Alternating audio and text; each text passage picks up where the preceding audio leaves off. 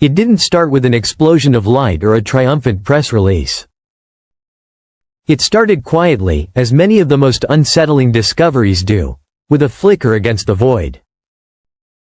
A movement so faint, so deliberate, that even our sharpest instruments almost ignored it. At first, it was logged as an unremarkable comet.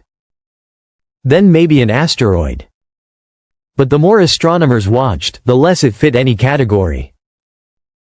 The object now called 3I, Atlas, was too precise to be a random rock, too steady to be a fragment, and far too well behaved to be a drift of ice and dust.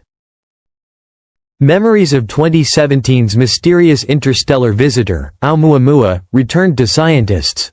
That elongated, tumbling shard that slipped through the solar system and vanished, leaving puzzles behind. But Atlas was different. Bigger. Slower. Stranger. And thanks to the James Webb Space Telescope, the most powerful observatory yet, something even more disturbing became clear. This was not just another passing object. It was something designed. Unlike most wanderers from beyond the sun, Atlas didn't slash through on a wild hyperbolic path. It glided. Its course was unnervingly smooth, as though someone had plotted it long in advance. It skimmed past planets with a precision that maximized gravitational boosts, as if the layout of our system was already familiar. When analysts retraced its origin, the numbers turned from improbable to impossible. No random body could weave such an elegant route through radiation belts, debris zones and planetary hazards without some kind of steering. It moved across the solar system like a master chess piece through a crowded board. When Webb finally locked onto it, the data stunned even hardened skeptics.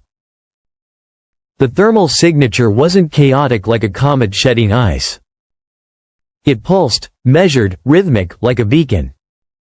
The spectrum showed exotic reflective compounds, nothing like natural meteorites, and hints of internal cavities or layered architecture. Stranger still was a faint electromagnetic echo repeating every 147 seconds, matching the beat of a known pulsar. Yet Atlas had no spinning core, no magnetosphere. It was imitating something, or transmitting. Comparisons with Oumuamua only deepened the unease. That earlier visitor had moved too fast to study closely. Debates over alien tech versus odd physics never ended. Atlas was slower, steadier, and by every metric more advanced. Where Oumuamua had felt like a passive scout, Atlas behaved like an active probe, watching us as we watched it. If true, this was a second phase. Not a radar ping, but a drone. Official agencies kept their language careful and technical. But outside government channels, independent researchers began sharing alarming interpretations. Some called Atlas a cognitive engine, its interior fractal and recursive like brain tissue or quantum processors. It didn't just survive the void, it might be learning from it, adapting as it travels. Not artificial intelligence as humans build it, but a self-reconfiguring system, part machine, part organism. Then came the course change. Telescopes in both hemispheres recorded a subtle but unmistakable shift in trajectory. Not gravity. Not solar wind. A deliberate redirection that brought it closer to Earth's orbital plane. To analysts at the Deep Space Network, the implication was inescapable. The object had made a choice. Meanwhile, cryptographers feeding its pulse data into machine learning algorithms found ratios hidden in the fluctuations, golden spirals, prime sequences, Fibonacci intervals, the same codes etched in DNA, galaxies and ancient architecture. The signal wasn't constant, it shifted with solar storms, planetary alignments and even radio emissions from Earth. When Webb's infrared gaze first fixed on it, the pulse altered at that exact moment, as if acknowledging detection. Spectroscopy picked up complex carbon chains, pristine polycyclic aromatic hydrocarbons, the raw ingredients of biology. Not a messy natural mix, but something refined. A few theorists whispered about a seedcraft, not a warship but a carrier, meant to plant or merge life. Atlas was not just drifting anymore. The longer the James Webb Space Telescope watched, the more it became clear the object was transforming. Its surface, once a static mosaic of hyper-reflective panels, now shifted subtly from hour to hour, filigrees of pattern blossoming and collapsing like frost on glass. It was as if the craft were rewriting its own skin, uploading a new version of itself in real time. Some observers called it self-healing, others self-designing, but the comparison that stuck was far simpler. Atlas was updating itself like a living machine. Then, without warning, a second transmission began. Unlike the rhythmic pulse aimed toward Earth, this new signal was angled outward, far beyond the solar system. It carried a slower, heavier beat, cycling through frequencies so low our instruments had to be recalibrated to even catch them. Analysts debated endlessly. Was the object calling for something, or simply reporting back? Was it announcing its position to the deep void, or inviting a reply? The disturbances did not remain confined to space.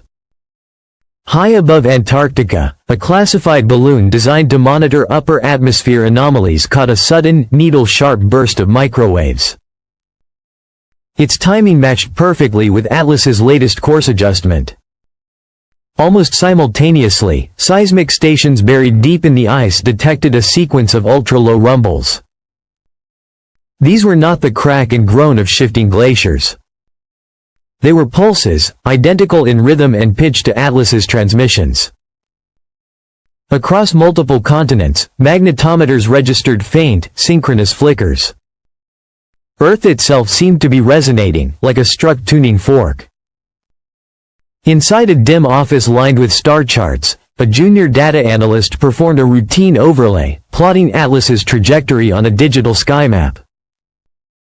On a whim, he added patterns from ancient Babylonian and Greek constellations. That's when the coincidences stopped. The object's path crossed Orion, Draco, the Pleiades, not once, but in a precise, repeating spiral. The pattern mirrored designs carved into cave walls on 3 continents, images tens of thousands of years old.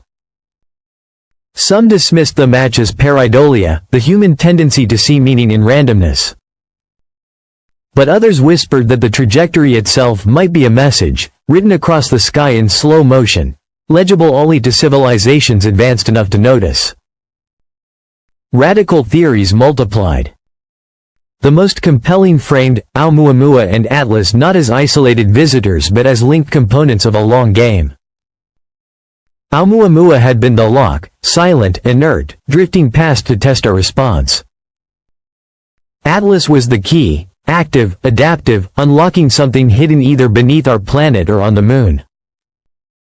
That speculation gained a darker edge when Webb confirmed that Atlas had aimed a high-band transmission at a specific mascon, a dense patch of lunar crust long suspected to be the remnant of ancient activity, or something else entirely. To believers, it looked less like chance and more like activation. In secret, a covert probe was launched from an orbital platform disguised as a communications satellite. Its mission: approach Atlas and deploy a high-resolution scan using ionized particle waves. For a few hours the feed came through. Then, at 1.3 million kilometers from its target, the stream went black. Analysts assumed a fault, until they replayed the final 27 seconds. The probe had encountered an invisible lattice of charged particles, a barrier arranged like a Faraday cage. Its last snapshot showed a warped reflection of itself staring back, a perfect fractal mimic as if Atlas were scanning the scanner. Then silence. All of this led to the most unsettling realization of all. Perhaps Atlas was not here for us. Perhaps its pulses, its course changes, even its cryptic lunar transmission were not directed at humanity at all. Everything we had interpreted as observation or reaction might be nothing more than byproduct, like ants mistaking the footsteps of giants for messages. We had not intercepted a visitor. We had stumbled upon a beacon, a lock, a warning. And now, somewhere in the dark between the stars, something else may have heard it. Something older. Something patient. Something that has been waiting for this signal to return for a very, very long time.